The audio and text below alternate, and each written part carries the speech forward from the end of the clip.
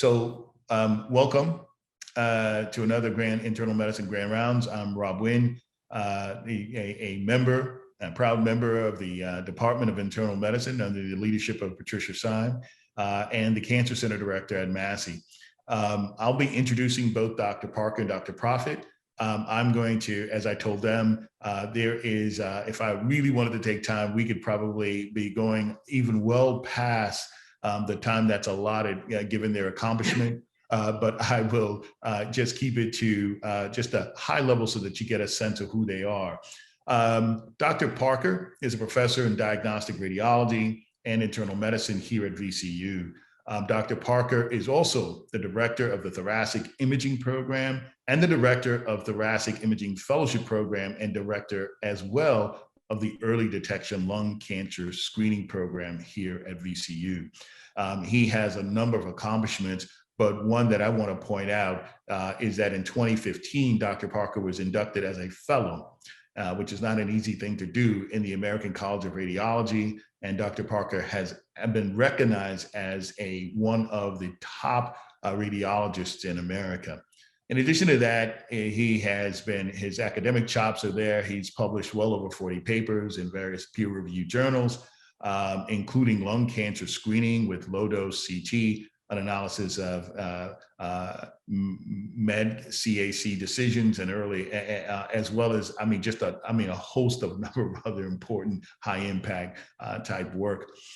January 2021, I believe I have this right, Dr. Parker devised, developed, launched, and moderated, as well as presented the National Virtual Symposium in conjunction with the American Radigen Ray Society on COVID-19, and particularly in the clinical features and spectrum of radiological images findings associated with COVID-19. So as you can tell, he's done a lot of work both clinically, and he's made some significant contributions from an academic sort of perspective. Now, not a newcomer, but someone that we know that we've recently been able to recruit here. So we've been really excited about also Kate Profit. Dr. Profit now serves as the assistant professor of diagnostic radiology in the cardiothoracic imaging division. Returning to her alma mater, VCU, throughout her training, Dr. Profit has been awarded numerous awards and has held, God knows, a number of high-level memberships and leadership positions throughout her career.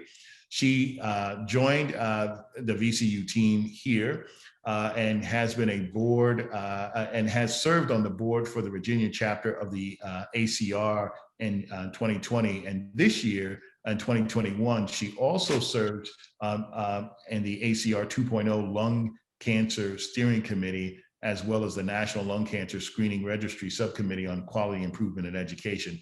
Both of those are really big deals, and she does those in conjunction with the ACR. Dr. Profit also is well published in her own right and has had a number of really important findings that has certainly made an impact in the field. The next voice you hear will be that of Dr. Parker. And as we talk about this internal medicine grand round, it is focused on lung cancer screening. So the next voice you hear will be that of Dr. Parker. I now turn the floor over to you, Dr. Parker.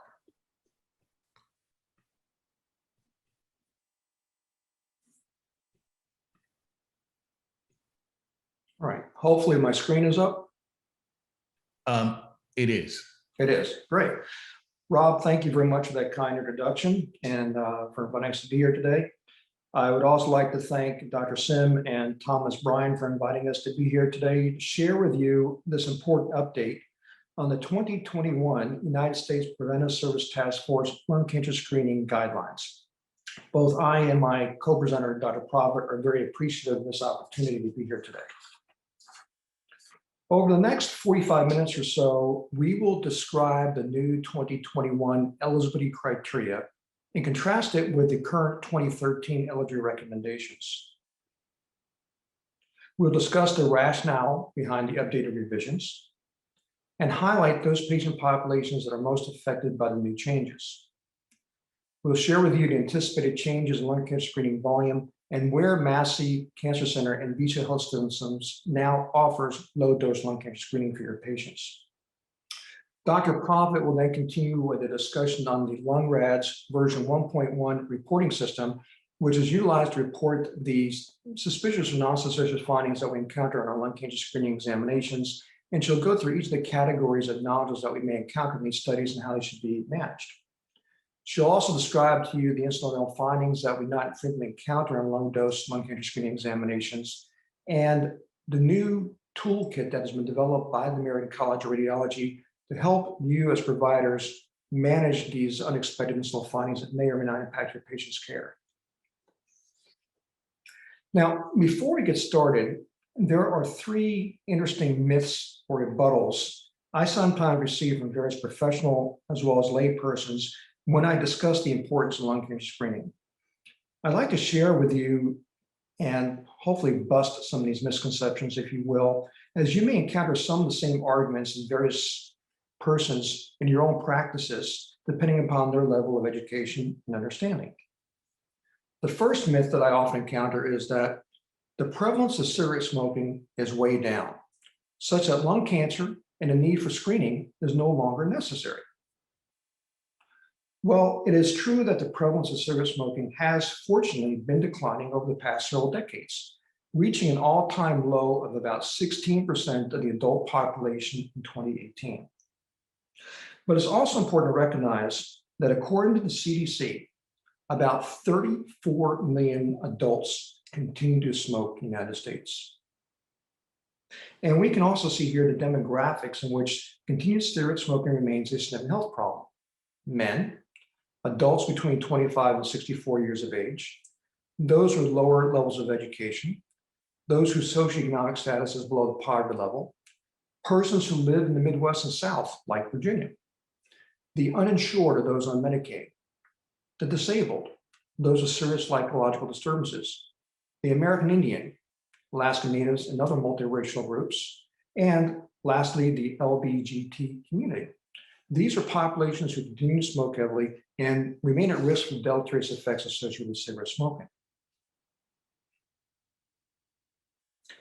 We also know that cigarette consumption varies by racial and ethnic group, highest among, again, the American Indian and Alaska Natives. And then you can see the breakdowns or though down the slide of other ethnic and racial groups and their frequency of smoking as well. Although tobacco abuse occurs relatively equal among men and women, we do know that the deleterious effects of smoking, including lung cancer, its behavior, and prognosis, affect genders and ethnic groups differently. On average, about 1 in 16 lifelong smokers will eventually develop lung cancer, and cigarette smoking certainly reduces that risk dramatically. So yes, smoking rates are declining, but tobacco abuse and its deleterious effects on health remains and continues to remain a significant healthcare issue and will do so for many years to come. The second myth I encounter from different audiences is that lung cancer incident rates and death rates are declining. So lung cancer is becoming less and less of an issue. Well, yes, overall lung cancer is decreasing and has done so by about 2.2 to 2.3% per year. That's good news. The rate of decline is about 2 times faster than that in men than it is in women. But despite this decline, lung cancer remains the second leading cancer diagnosis in the United States.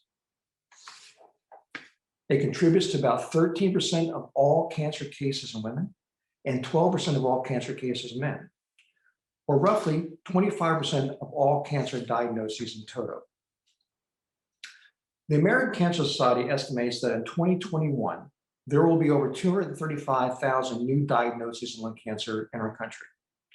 And by the end of this year, over 131,000 Americans will die from lung cancer. You can also see the breakdown based on sex of the number of new diagnoses for this year and the number of persons that will die from lung cancer this year. Diagnoses are going up, especially in women.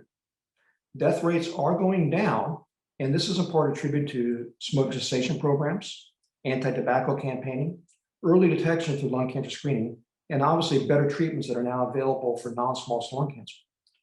Although it's good news that we're seeing a decline in these overall death rates, please keep in mind that in our country, One American is diagnosed with lung cancer every 2.2 minutes. And one American dies from lung cancer every 3.3 minutes. And you get a sense of the impact this has on our profession, our community, the patients we care for, and their families. Also, please keep in mind that in our country, each and every day, lung cancer by itself kills more men and women than all of the cancers of the breast, prostate, colorectal, and kidney combined. Lung cancer kills twice as many women each year as breast cancer, and more than 3 times as many men as prostate cancer.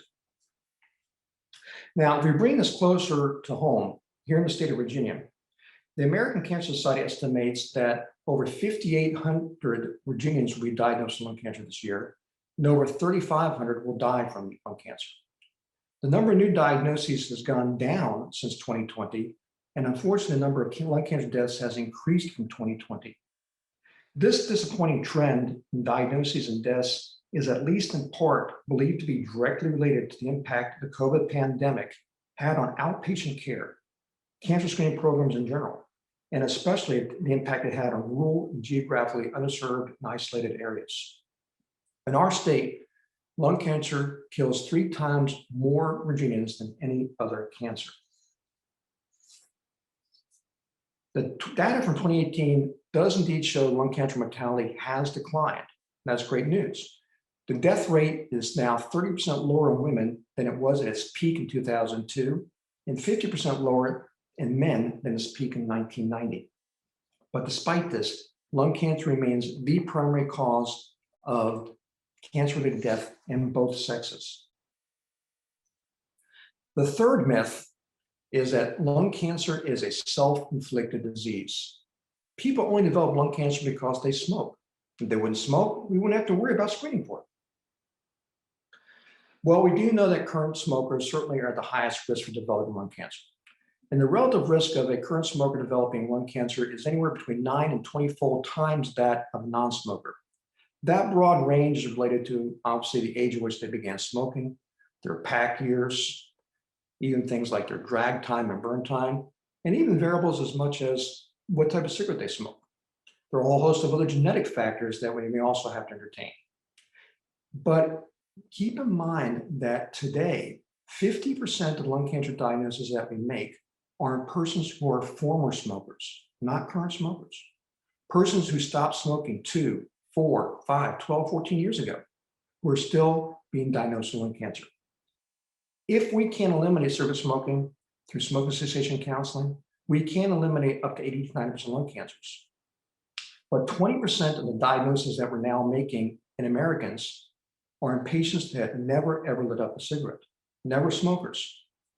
These persons may be developing lung cancer because of secondhand smoke exposure, exposure to radon, exposure to the known carcinogens in their work environment or recreational wise, and other genetic factors that we're still investigating. A person no more deserves lung cancer because they smoke or live with a smoker than a person deserves to be killed in a car accident because they're a driver or a passenger in that vehicle. Yet there's a strong stigma associated with lung cancer, not associated with any other cancer diagnosis that we must face head on. About 30% of people with lung cancer blame themselves for their own diagnosis. It's their fault they developed lung cancer, and that interferes with them seeking medical help. In fact, up to 42% of patients diagnosed with lung cancer feel they don't deserve any help, that they brought this on themselves. 55% of patients who have lung cancer report feeling socially isolated, that their friends and family actually won't interact with them because they caused this disease and harm on themselves. And 45% of patients that suspect they have lung cancer because their signs or symptoms are reluctant to go see their doctor because they're going to blame themselves for that diagnosis. We must all work in a concerted effort to address and squash the stigma head on. Make sure that no patient is afraid to get screened because they smoke or used to smoke. It has been proven time and time again, not only through the MLST, but also through the Nelson trial, the MILD trial, and other numerous studies that low-dose lung cancer screening for lung cancer saves lives. Keep in mind also, there was a time not too long ago when we in the medical profession endorsed the benefits of cigarette smoking to our patients. We encouraged them to smoke. We told them it was healthy for them to do so. Now we need to undo that harm we inflicted and all work together to ensure that those at-risk persons do indeed get screened. The United States Preventive Services Task Force is an independent volunteer panel of national experts in prevention and evidence-based medicine. They work together to improve the health of all Americans by making evidence-based recommendations about clinical preventive services such as screenings, counseling services, and preventative medications. As you are all aware, in March 2021, the United States Preventive Services Task Force released new updated recommendations on those persons considered at high risk for developing lung cancer and who could potentially benefit from enrollment in early detection lung cancer screening programs with low-dose CT imaging. I'm sure many of you also read the near simultaneous release by Alex Christ here at MCV, published in JAMA on March 9, 2021, on the same subject matter. In summary, lung cancer screening with low-dose CT once again received a B grade recommendation. That's the same grade that screening mammography has. What does the B grade mean? Well, as you can see highlighted in the red box, the United States Preventive Services Task Force recommends this service. There is high certainty that the net benefit is moderate, or there's moderate certainty that the net benefit is moderate to substantial, and that this service should be provided and offered to your patients. And you can see here the criteria that the United States Preventive Services Task Force uses to define high and moderate levels of certainty.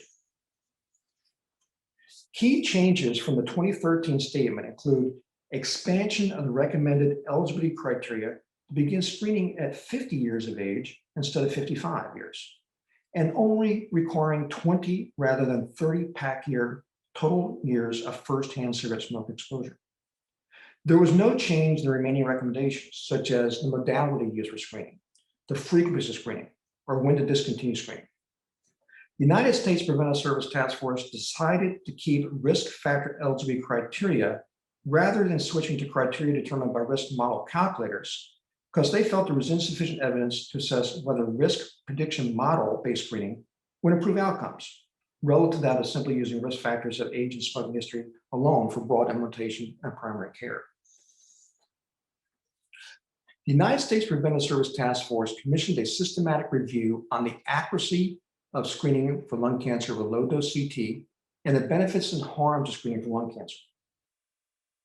They further commissioned the Cancer Intervention and Surveillance Modeling Network, or CISNET, to determine the optimum age to begin and end screening, the optimal screening interval, and to assess the relative benefits and harms of different screening strategies compared with modified versions of multivariate risk prediction models. The review included English language studies from PubMed, Medline, and the Cochrane Library, and trial registries that took place through May 28, 2019. It included 223 publications, outside experts and reviewers, and literature surveillance conducted through November 20th, 2020. It also included 7 randomized clinical trials evaluating low-dose lung cancer screening, including the MLST and the Nelson trial data. Now, just as a brief reminder, the MLST was sponsored by the National Cancer Institute and conducted by the American College of Radiology Imaging Network. It remains the largest randomized study of lung cancer screening in high-risk persons to date. They enrolled over 53,000 persons at 33 different study sites across our country. They were divided in 2 arms, those that received annual low-dose CT screens versus those that received chest X-rays. And they found that those persons that received annual low-dose CT screens had a reduction in the risk of death from lung cancer by 20%, and that their 10-year survival, not 5-year survival, but 10-year survival was on the order of 88 to 92%. The Nelson trial is the second largest randomized controlled trial demonstrating reduction in lung cancer mortality with low-dose CT screening of at-risk persons. They offered low-dose screening versus non-screening to their patients, and they followed them for 10 years. Their patients were slightly younger than that seen in the LST, and their smoking history is less intense. They enrolled over 15,000 persons and divided them into 2 arms, the control arm and the low-dose CT screening arm. They found a 61% reduction in mortality in high-risk women that underwent screening and a 26% mortality reduction in high-risk men that underwent annual screening. The CISNET model studies provided additional data supporting the role of low-dose CT screening for lung cancer.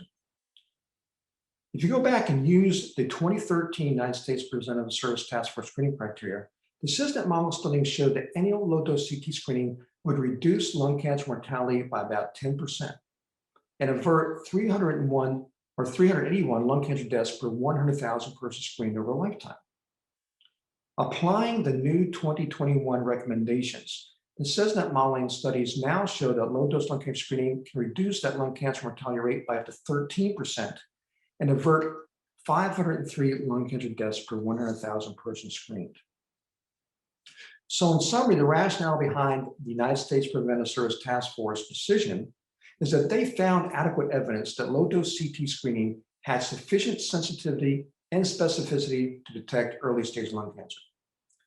They found adequate evidence that annual screening with lung cancer with low-dose CT and the defined population of high-risk persons can prevent a substantial number of lung cancer-related deaths.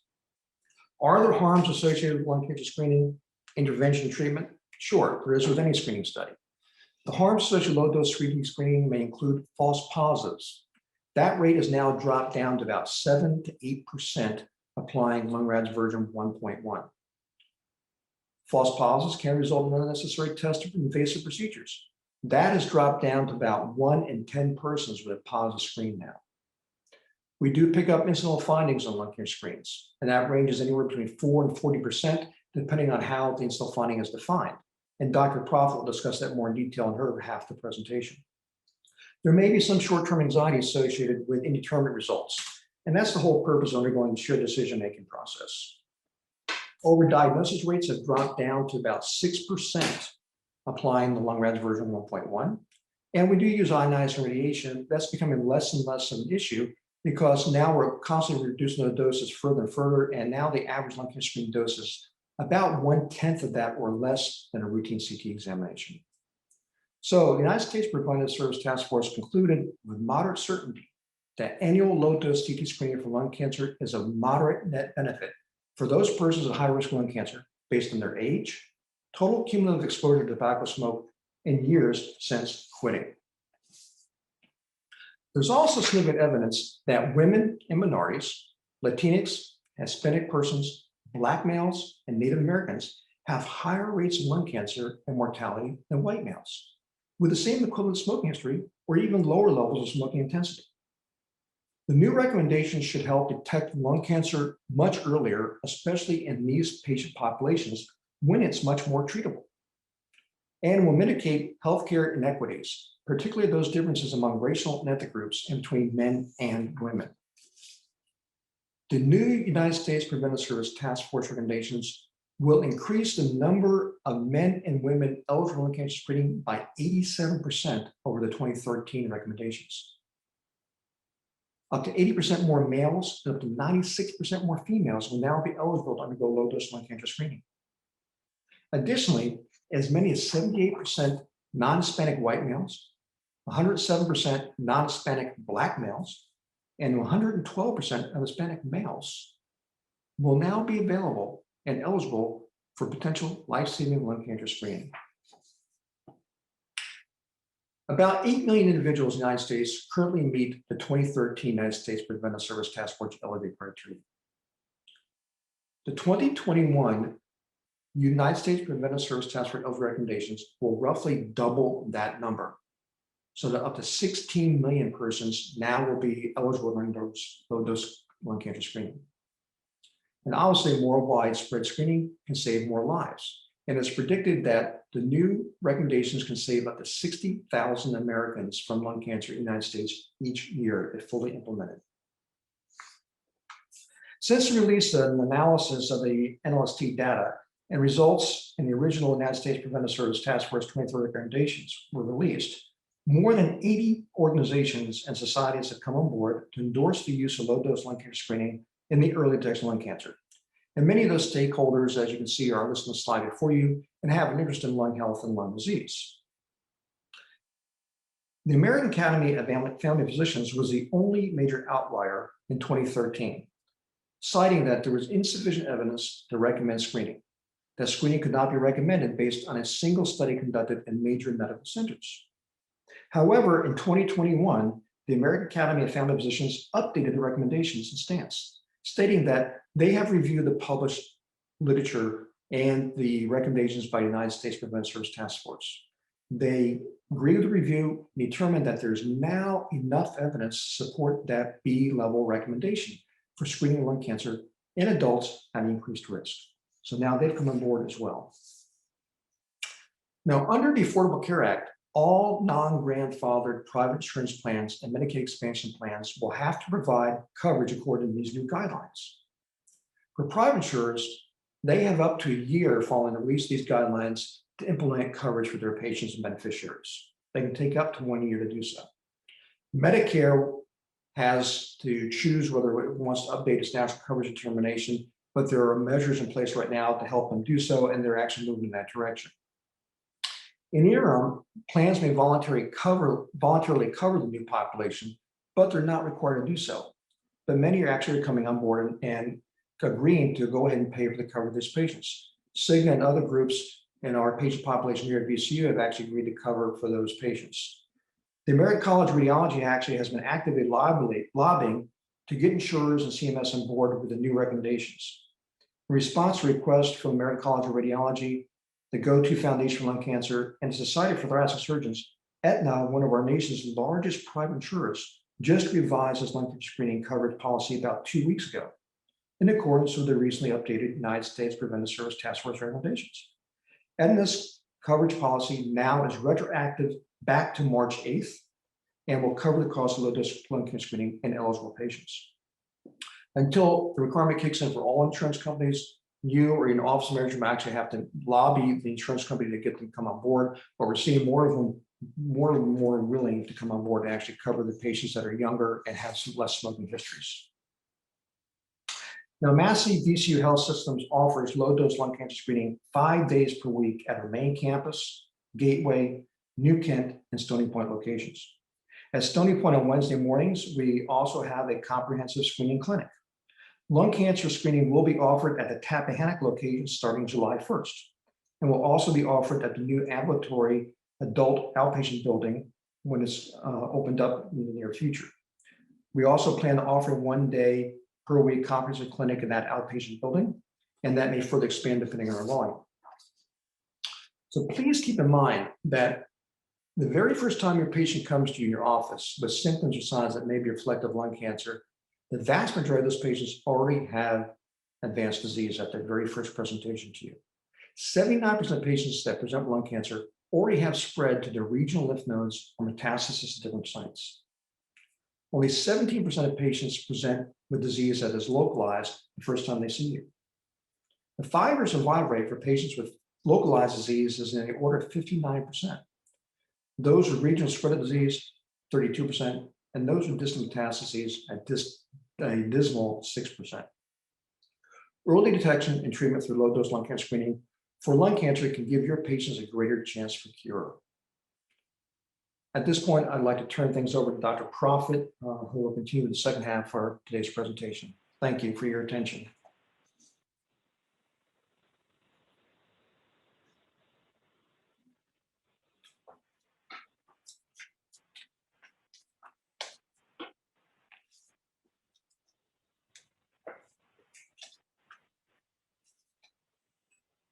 Good afternoon. First, I would like to thank Dr. Sim and Thomas Bryan, as well as Dr. Parker, for inviting me to present in today's lecture, as well as Dr. Nguyen for that wonderful introduction at the beginning.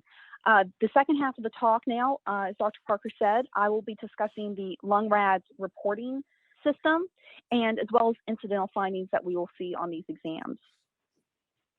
So the most current version of lung Rads is 1.1, and it was released in 2019 by the ACR. And this colorful chart here is what you will find on their website with a description of all of the different categories for it, which we will go into in a minute here.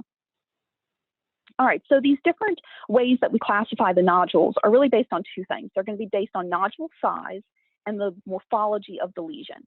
And as you can see here, that's because as the size of nodules increase, your risk of malignancy goes up drastically. And then morphology too, the different morphologies carry different rates of malignancy, with the part solid, meaning a lesion that consists of ground glass and solid components in the same lesion, has the highest rate of malignancy. Other descriptors that you might see talked about in the report. So we will discuss size with average diameter. Volumetric measurements might also be included, which I'll discuss in a second. The density of the lesion, like I already said, solid, part solid ground glass, because that plays a large factor into the risk of malignancy. Whether there's any fat present, macroscopic fat present or absent in the lesion. The overall shape of the lesion, most are rounded to ovoid, but you can get irregular looking lesions. You can have triangular shaped lesions, as well as the margins. You can have smooth margins, lobulated, spiculated, all which denote various levels of kind of concern for the nodule. And then location is also important, not so much maybe for your review of the report, but for subsequent imaging, it's important to know where exactly this nodule was with image and slice numbers, so that we can go find that and then correlate it with subsequent imaging to see what has happened. So I mentioned the volumetric measurements. This is something that you'll see incorporated in some of the reports. And the reason for it is that sometimes getting a kind of 2D measurement of the nodule can be difficult, given how irregular the nodule appears, how lumpy bumpy it is. It can be hard to know where exactly to measure. So volumetric measurements can be helpful to determine give a more accurate description of the size of the nodule and how it's changed over time. And the reason we do this is because if you subsequently obtain these volumetric measurements, you can calculate a volume doubling time, which, if it's really small, favors an infectious inflammatory process, which is benign. And if it's really, really long, if it's really slowly developing over time in many years, that also favors a benign etiology. However, you get this Goldilocks zone in the middle where the volume doubling time can raise the concern of malignancy that might not be as apparent when you just do 2D measurements. All right, so LungRads 1.1, like I said, was released in 2019, and it's a reporting system that determines how we classify different nodules. And these nodules get grouped in these numeric categories depending on the rate of malignancy. So as you can see, as you go from 1 to 4, the rate of malignancy significantly increases. With all of these categories, you can see an F modifier added to the end of it, which indicates there's something other than a nodule finding that may raise the concern of either something that just needs to get paid attention to, something that maybe requires more follow-up imaging, that hopefully just raises a red flag for you, so you can pay attention to that as well. Now, in the group of patients that we see, a large majority of the patients will fall into the LungRads 1 and 2 categories, meaning they can just continue with your annual screening. And then as we see more concerning findings, smaller portions of the population will fall into the LungRads 3 and 4 categories, with 0 being the least common, which we'll discuss. And the F modifier you should see in about 10% of patients. All right, so LungRads 0. This designation basically means the exam cannot be completely evaluated. It's a designation of non-designation, in other words. What we're saying is that based on what we're seeing, we either need prior imaging to help us determine what's going on and best classify the patient, or maybe there's motion, or there's signs of infection, or something where it just limits our ability to really evaluate the nodularity and the lung parenchyma. So there is no malignancy risk with this categorization because we're saying we can't really classify it. And we see it in about 1% of people. So management for these people is either the 0 kind of puts things on hold while we get more imaging. When we get the extra imaging uploaded, we can then addend the report and make the final classification. Other times we might need to repeat imaging in a month or so to reevaluate the lung parenchyma. And this is an example of what this category looks like on that ACR chart that I showed you. So here's some example of motion artifact that we can see in the lungs. And as you can see, motion, it results in blurring of the lung parenchyma. You can't really see what's vasculature, what's parenchyma. There certainly could be any number of nodular things hiding in here that you just can't appreciate. This upper image here is a nice example. You can see how much motion there is just at the soft tissue level. And you can picture that's just being replicated down here in the lung parenchyma as well. So you get duplication of findings. Down here, here's an example of the lung basis, same thing. Somebody's breathing, coughing something, and we'll eliminate either portions or all of the lung parenchyma that we can really assess well. This bottom left image here is a nice example where we had an image with motion that then once we repeated, you can see how much nicer the, how better you can appreciate the margins of the nodule, as well as the overall size of the nodule. The lung parenchyma itself just appears cleaner and crisper and gives you a better overall evaluation. All right, lung Rads 1 is the next category we'll talk about. This is the designation of no lung nodules, or very few exceptions where it has been deemed to be just a benign nodule. So you see macroscopic fat, you see a benign calcification pattern, something that has been proven to be benign. So your risk of malignancy is less than 1%.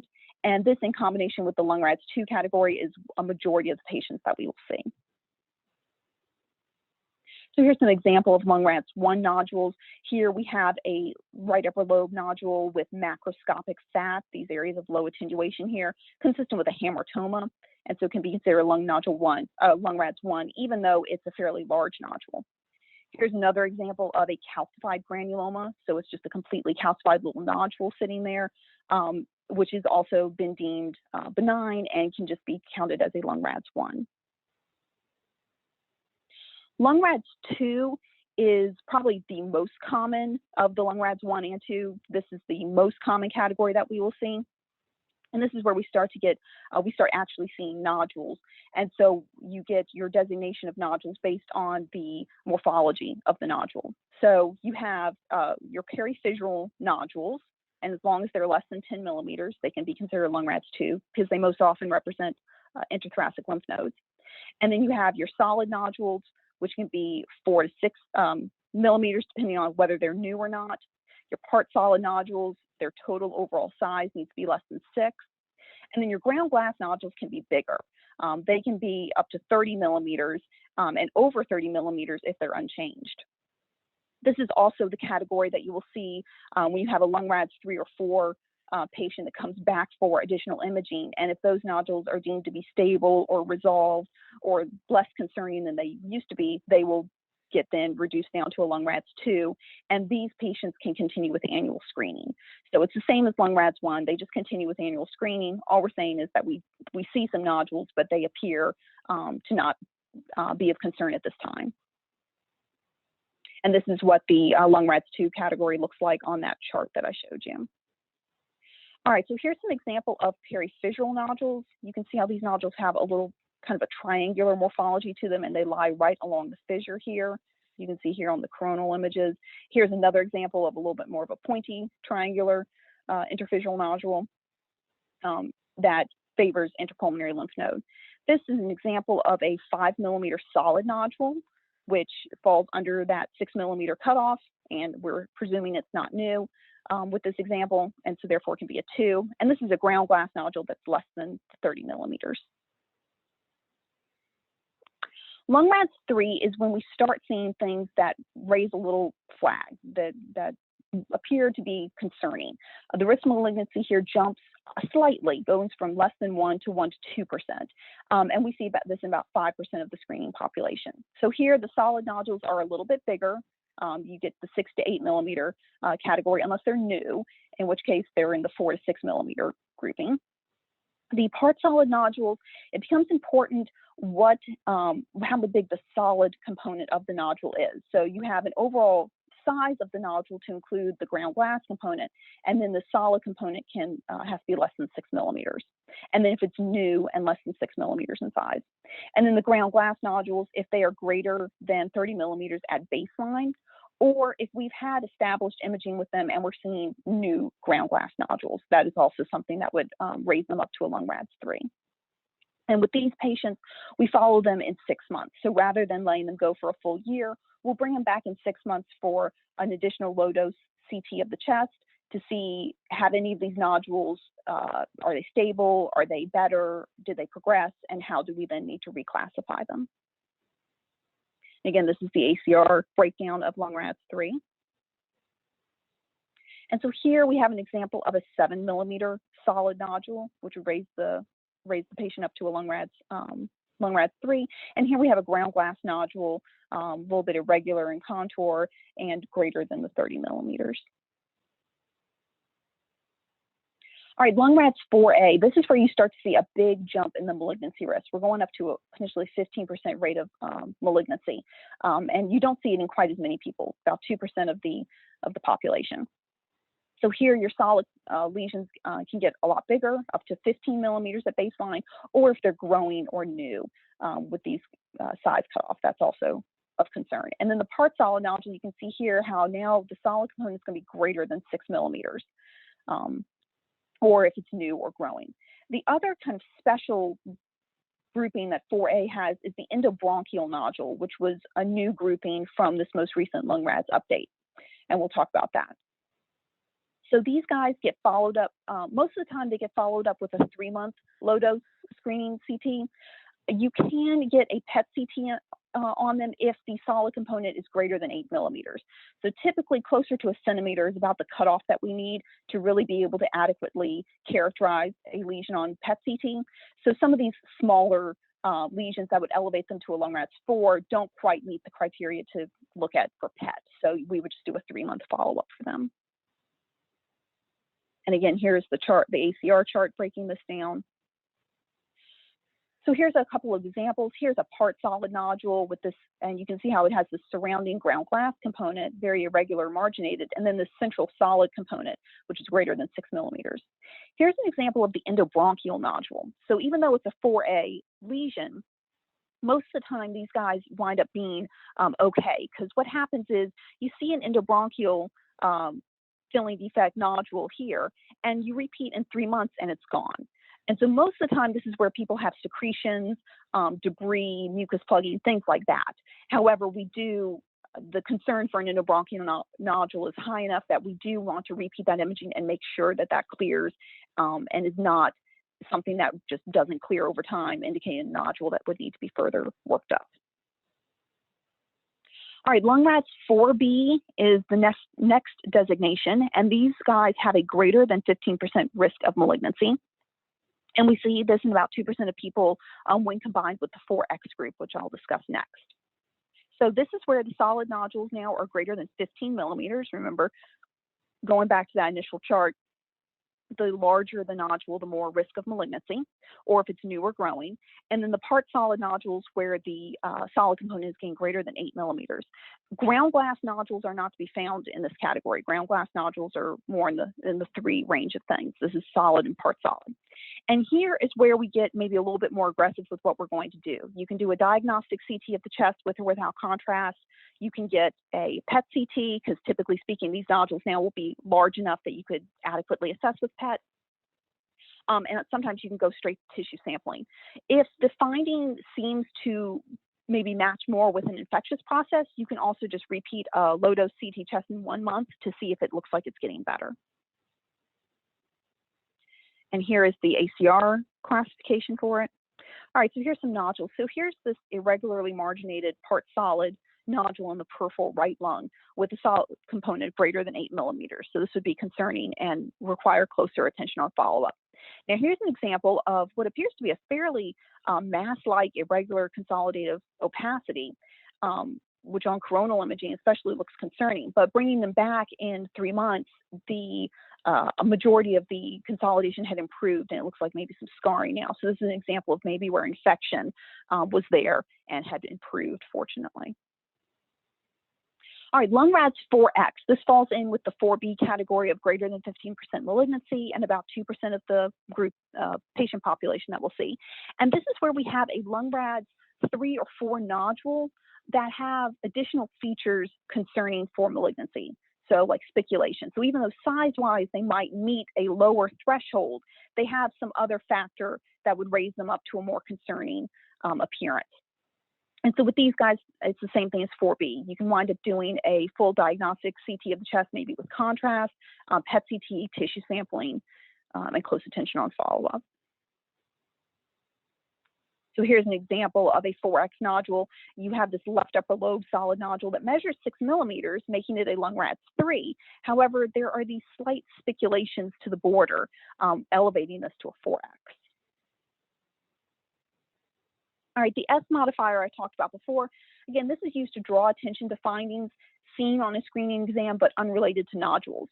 And they can either indicate a higher risk of morbidity and mortality for the patient, or something that maybe needs attention with additional imaging and workup. The most common reasons for S modifiers are bad emphysema and coronary artery disease.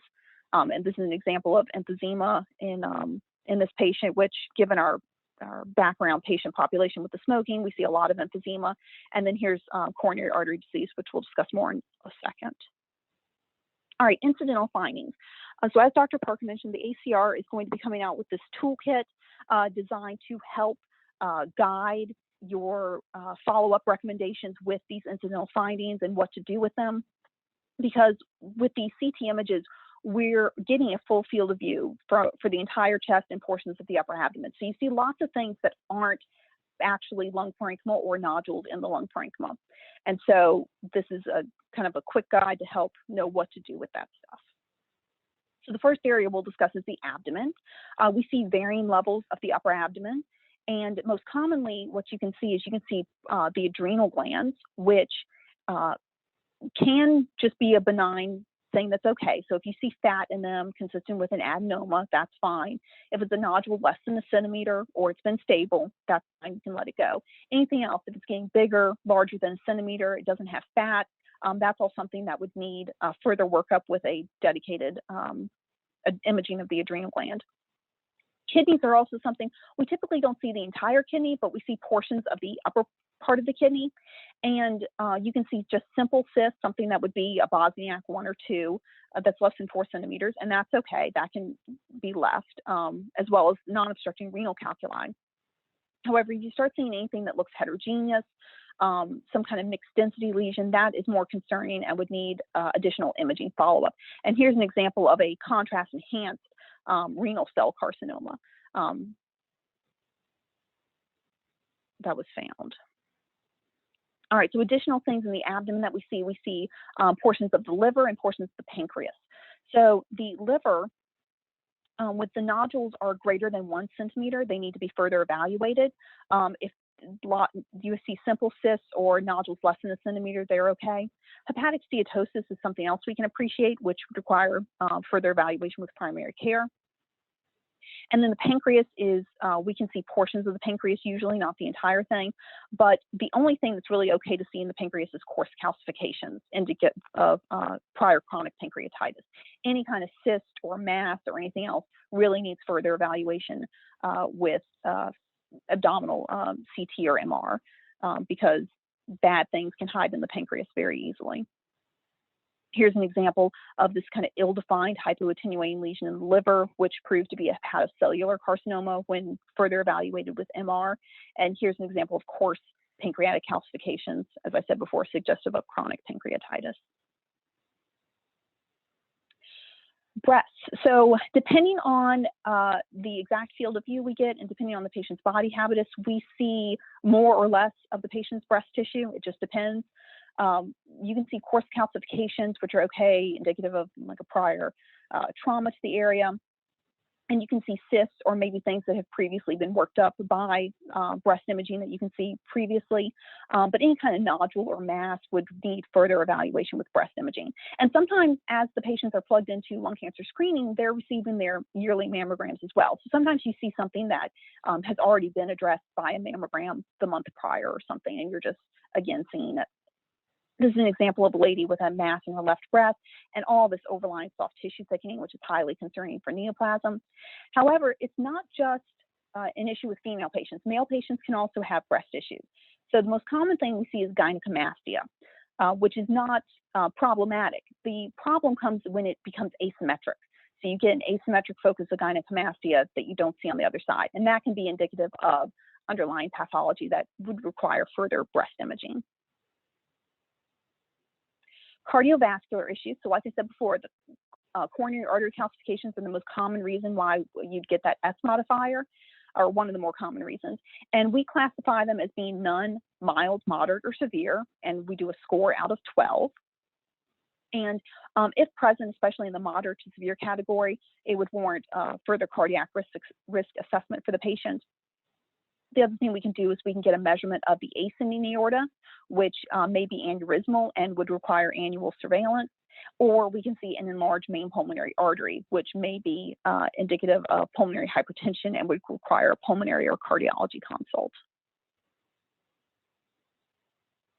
So the lung, we're focused on looking at nodules for the lung, but we also see the rest of the lung parenchyma, which can demonstrate different disease processes.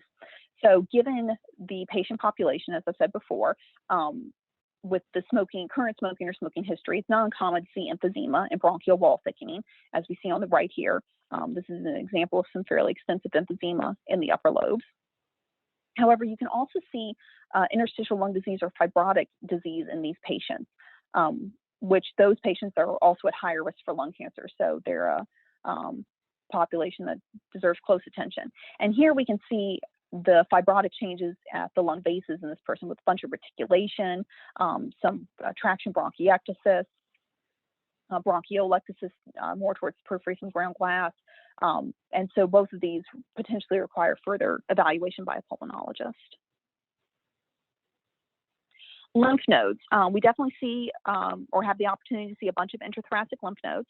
Intrathoracic lymph nodes, so unlike nodules where you're focused more on the average diameter of the nodule, here lymph nodes are measured in their short axis. And as long as it's less than 15 millimeters, you're okay. Greater than 15 millimeters, you need some explanation for. Did they have an infection recently? Is there a cellulitis or something? And potentially they need further evaluation with repeat imaging. Up here at this top right corner, this is an example of a nice, healthy, happy lymph node. It has that kind of kidney bean shape, a nice fatty hilum, thin cortex. This is a nice, happy looking lymph node. And you can see down here, these lymph nodes that more look like solid little balls of soft tissue. That's concerning. They're big, they're solid, they gloss their fatty hilum. Those are more concerning appearing lymph nodes. The thyroid gland, kind of like the abdomen, we see varying portions of the thyroid gland depending on the patient and the field of view. But typically speaking, nodules that are greater than 15 millimeters would need further evaluation with an ultrasound, which there's no radiation exposure with an ultrasound. So it's a fairly safe procedure to have to further evaluate these nodules. But if smaller nodules are okay, don't need to be further evaluated, and heterogeneous enlargement consistent with a goiter might just require a thyroid function test without actual further imaging. And here's an example of some heterogeneous enlargement of this right lobe of the thyroid gland. And this is a bilobed heterogeneous nodule seen on a CT that was medullary thyroid cancer. The musculoskeletal system, we see portions of the thoracic spine as well as the lower cervical and upper lumbar spine. And given that these are older people, it's not uncommon to see compression deformities, which when they are new, need to kind of be correlated for point tenderness and mechanism things. And then the other thing we can see is evidence of demineralization, which might need further evaluation with a DEXA scan. And here's an example of several compression deformities in this chronic sternal deformity as well. So here's a quick kind of overview of what this toolkit will look like. It'll just be a back and front sheet broken down into the various body sections with the findings, and then kind of what the recommended follow-up images recommendations are.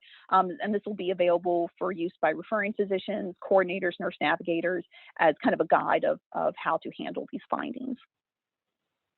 Here's my references. So thank you so much for your participation, and we'll open it up now to questions.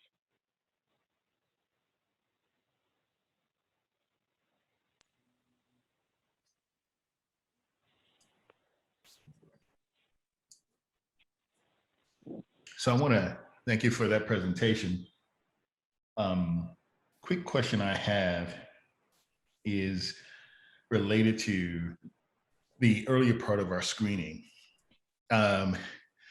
We understand that at-risk populations, rural and both urban underserved, and particularly Dr. Parker and Dr. Prophet, the groups that you pointed out typically have not only, as we learned through COVID, vaccine hesitancy, but also screening hesitancy. So as you're thinking about your program, how are you framing, or what interventions will you actually have in place to reduce some of the screening hesitancy involved with some of those groups? Dr. Nguyen, that's an excellent question. And as you know, there are certain ethnic and racial groups that justifiably have some reluctance to enter into Western care or Western medical care. The American Indian, for example, has a lot of reluctance to undergo care with our Western medicine. Some other ethnic groups that have a lot of reluctance to coming in. And I think, your idea that we discussed previously is the optimal way to reach people that have some hesitancy towards screening or reluctance towards screening by having community navigators, as you've advocated for in the past, have persons within their own community of that same ethnic or racial group that know these people firsthand, that can actually relate to them through proper education and training, the benefits of getting screened versus the deleterious effects of waiting to get screened and the prognosis this it could have on them getting treated early versus late. Thank you. Kate, you want to add anything to that, or? There are no, just that. Oh, sorry, go on. No, go ahead. No, I was just going to say that, yeah, we're working on a lot of different outreach programs, and even potentially getting a mobile screening unit, which would be really great, because then we could go to people kind of on their own turf in their own neighborhoods where they're more comfortable, and kind of come to them rather than expecting them to come to us, which I think would be helpful. In some communities, it's just not practical for them to come down to a downtown campus. They don't have transportation available, or they don't want to deal with parking, or they don't want to deal with walking through a hospital 30 minutes trying to find where they need to go for their screening study. But if you go out there in their own community with a mobile unit, that's going to be much more efficient and effective as well.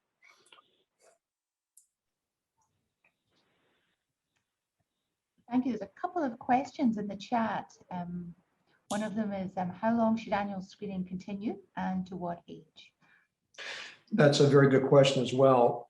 I'd like to usually state that you should think of the annual low-dose CT screen for lung cancer as a mammogram of the lungs. So just like a woman has to come every year for her annual mammogram, a patient needs to come in every year for their annual CT examination.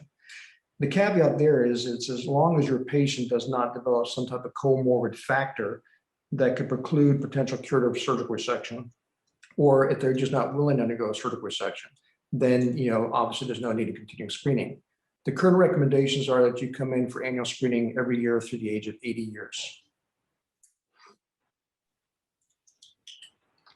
Thanks. And another question, what's the cost of both the screening program per diagnosis and the cost per lung cancer death prevented? Pineson et al. Actually has done several publications on the cost effectiveness of lung cancer screening compared to other screening examinations. And they published the work several times now in American Health and Drug Benefits. Their last cost analysis was that the total cost of life year screening with low-dose CT scans is about $18,450. And the estimated cost is about $241 per person screened. They also calculated that the cost effectiveness for screening low-dose lung cancer screening with low-dose CT imaging in Medicare age individuals is more cost effective than screening for cervical cancer. It's more cost effective than screening for breast cancer. And the cost is comparable to that of colorectal cancer screening.